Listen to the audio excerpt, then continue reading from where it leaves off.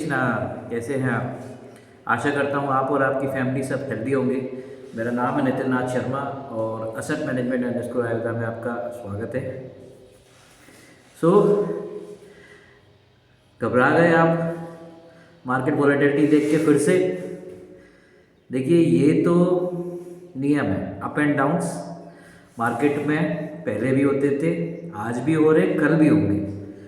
तो इसलिए घबराएं मत। पहली बात तो फर्स्ट चीज़ नंबर 1, आप घबराएं मत। दूसरी बात, आप लॉन्ग टर्म इन्वेस्टर हैं, शॉर्ट टर्म इन्वेस्टर नहीं हैं।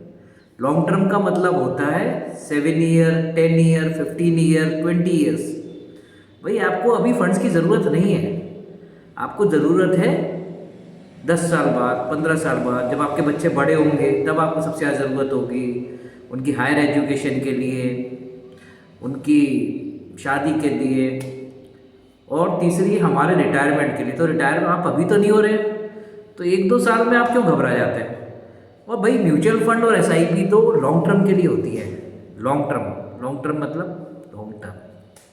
1-2 साल को लॉन्ग टर्म नहीं बोलते कि 1 साल देखा, अरे इस फंड में रिटर्न नहीं आ रहे, एसआईपी, अरे 1 साल हो गया, 1.5 साल हो गया, रिटर्न नहीं आ रहे, भाई पेड़ है वो छोटा, पेड़ बड़ा होगा।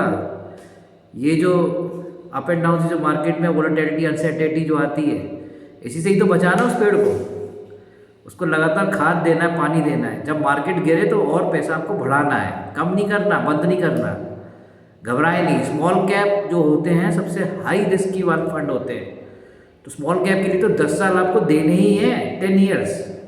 10 साल से पहले आप बात मत करिए स्मॉल कैप में। मल्टी कैप में आप फिर भी 5 ईयर्स का आप ओरिजिन ले सकते हैं, लेकिन स्मॉल कैप तो 10 साल आपको रखना ही रखना है। तभी आपको कंपाउंडिंग दिखेगी और एक अच्छे, सबसे ज़्यादा रिटर्न्स भी आपको स्मॉल कैप में ही दिखेंगे। लेकिन आपको 10 साल रहना है, 10 साल, 15 साल, 20 साल। तपस्या है, तप है, ऐसे नहीं मिलता फल कि आपने थोड़ी देर आपने भजन कर लिया, पूजा कर ली, मंत्र बोल लिया और भगवान जी प्रसन्न हो गया आपको फल देने के लिए, बेटा जो चाहिए ले लिए। तप करना पड़ता है कई सालों तक।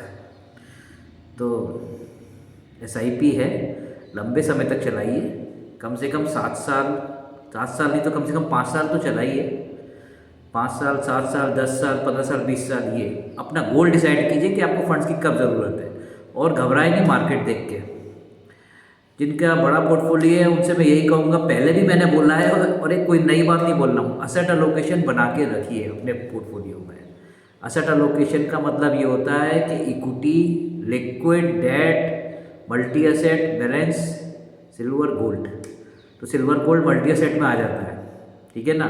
बैलेंस एडवांटेज के अंदर डेट इक्विटी आ जाते हैं। लिक्विड प्योर लिक्विड होता है, लेकिन लिक्विड एवरी मार्केट साइकिल में आपको 6 से 7% ही रिटर्न देगा।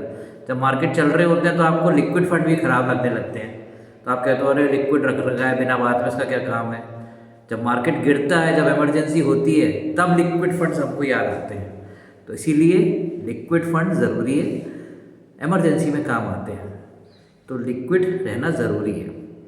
बाकी आप कुछ समझदार है, कहीं सब जानते ही हैं।